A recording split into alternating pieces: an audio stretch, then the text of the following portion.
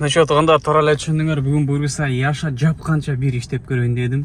Көп узатпай саат 3-төн 2 өттү. Суббота 5 апрель. Линияга эми чыктык, машинаны жуудук, тазаладык полностью, бензаны куйдук, нормальный бак. Мынакей. Чота могул районда кэф пайда болуп калыптыр, көрдүңөр? Кэф.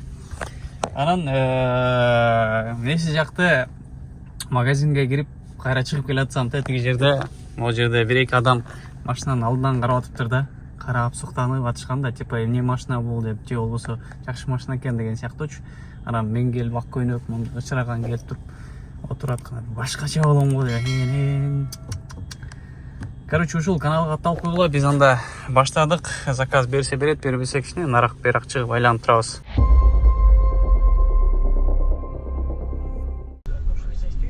Примерно подъехали, да? Да, все подъехали. Эти ворота? Да. Пожалуйста.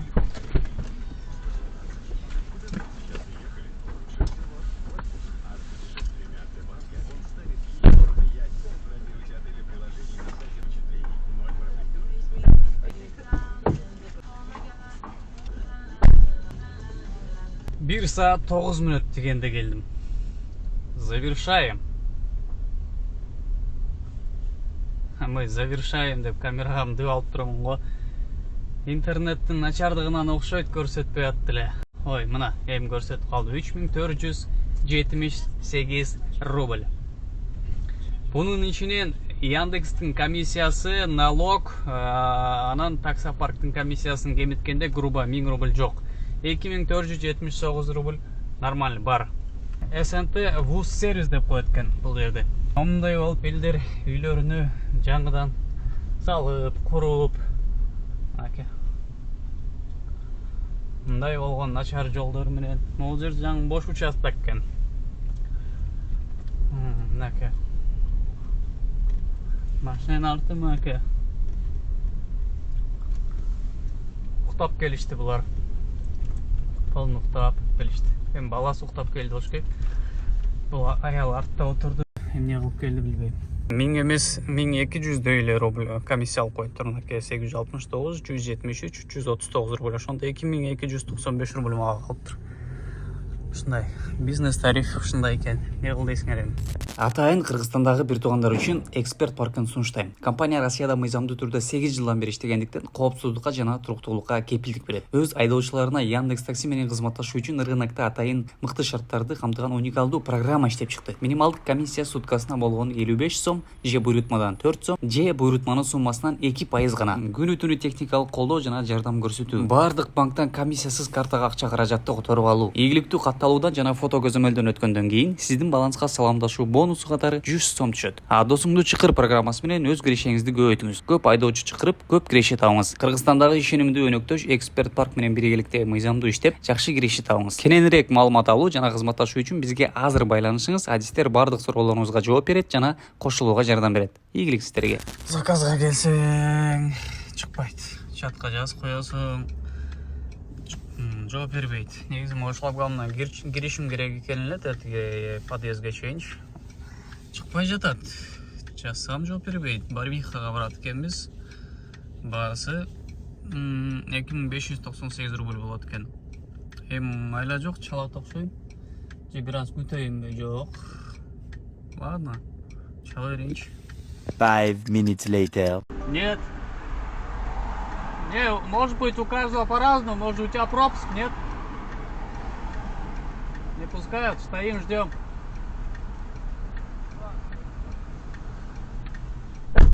Алло. Алло. А мы вам 150 раз набирали, а чего вы трубку не берете? Это вы идете, да? Да, это мы идем. Ну мы же хотели, чтобы вы подъехали. Мы вам пропуск сказали, что вы стоите километр? Ну я подходил, и пропуска не было. И не знал.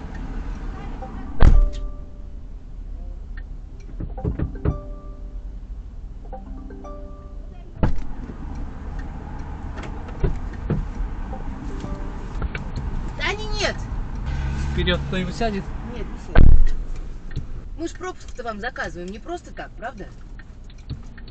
Я несколько раз подходил, поэтому подъезжал и не открывалось, поэтому Ну надо думал, раз подъехал. Вот видите, вот доставка. Раз подъехал, сразу открыли. я также подъезжал.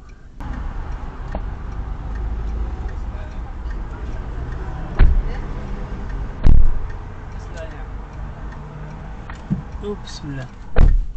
Жеги, Барвихаға келдік, 3000 рубль болып қалды, 35 минутта келдім. Отырып атында раз концерт қойды, білесіңер, 3023 рубль. Это норма. Телефон просто беззвучный да, анан беззвучный да, пассажир чалғаны да оғылып айтты. Оказывается, бұл чалған екен, мен ылыйды қарап телефон шұқылай өріп тұрмын да. Вот такое вот место, оказывается. Постоянно основной жолдан өтіп кетчилем. Бияқтарға кирип көрөлүк болчу. 3023 рубль. Баягыда эле 1000 рубль комиссиясы менен мага 2000 калат да. Ошол. Ну ничего. Это жумуш, поэтому біз мелочтарға бан бербейбиз. Дальше топкадан беребиз, кеттик. Үчүнчү заказ. 28 минутта келдим, 1355 рубль. Нормально. Шаар боюнча КФСФ деген нерсени кандай карайсыңар? КФ анча-мынча жерде эле болбосо, так шаардын көпчүлүк жери жанык эмес экен. Так, не кылабыз? Пока заказ жок, акырын центрде көздөй кире беребиз окшойт. Могу блокировканы ар бир эшик ачып түшүп барып пассажирге эшик ачардан мурда басышыңар керек. Баспасаңар барып жеткенде тартасыңар, ручка ачылбай калат. Пассажирдин алдында неудобно болот, кайра келип туруп блокировка кылып барып ачасыңар да. Плюс шумкасы слабый болот экен. Өзүнчө эле кетип баратканда айтат, айнегим ачыкпы деп эле карай бересиң да, машина сашына город тиричилик полный болот. Плюс подвеска, лежачий полицейский, яма, кочка-сочкалардан өтүп атканда да жесткий өтөсүң.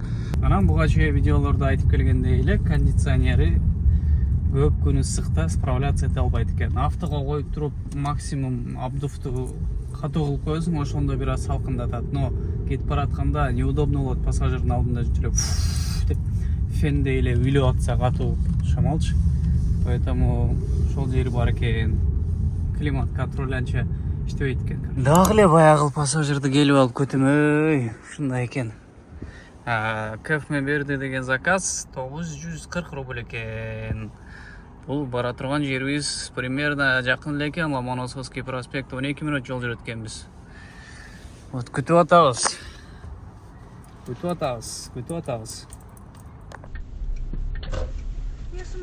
Пожалуйста, всего доброго, до свидания. Ай-яй-яй-яй-яй-яй.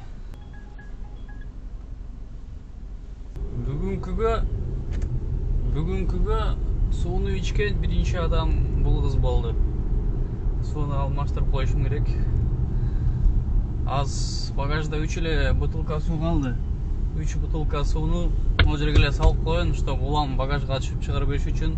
Могу жерден эле тарс салып койгош үчүнчү. Ошондой кылайын. Өткөндө как раз бирөөнү чүрүп экинчисине баратканда сууну унутуп калып уят болгом. Поэтому ошондой кылайынчы. Заказ берип койду, коэффициент жок. Тоже 5-6 минут алып атат час менен. Ага барардан мурда топ сууну алып алабыз.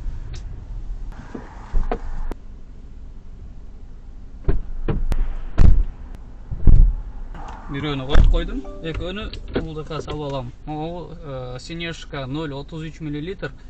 Ашанда да ком. Ооба, ашан. Мурун атак болчу. Азыр ашан деп которулуп калыптыр. Менин үйүм алдында бар. Ошол жерде 17 рубль болчу. Азыр 18ден болуп калыптыр. 13-түк алсаң 189. 18 копейками да, ошон үчүн 190 болуп калат. Ошодон алып турам. Кеттик ишти кылалы.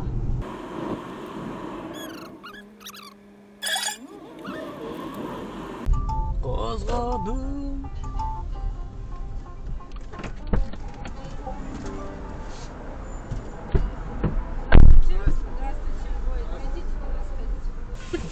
Так, 2 остановочки в Королёв, да? Да. Пионерская, потом по проспект Комсомона, космонавтов. Да.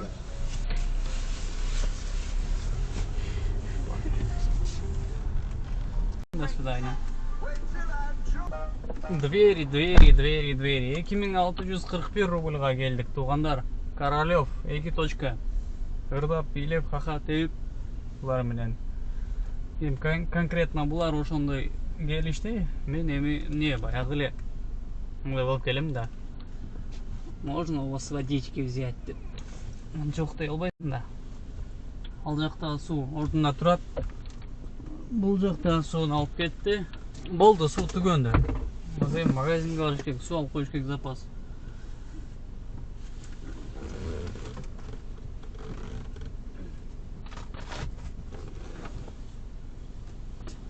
Пока 9-дан 15 өтүп атат. Пятерочка, седерочка издей коебуз, ошол жерден ала коебуз. 2 hours later.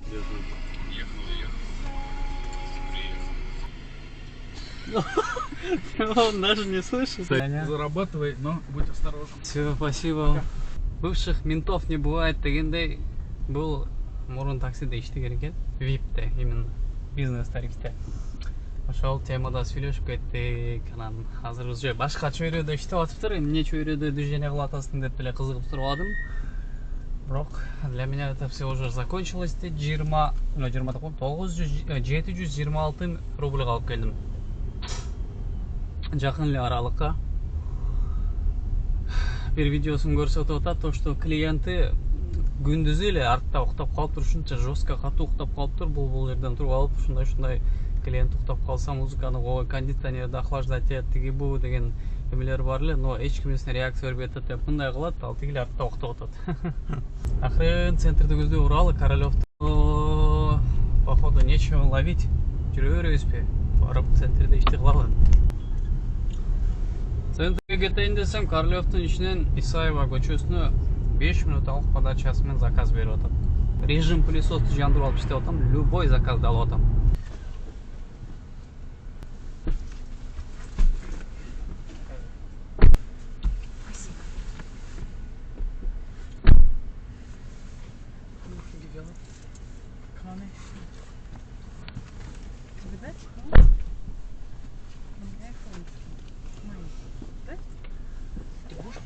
Так, Сиреневый бульвар 31, правильно? Совершенно верно угадали, едем.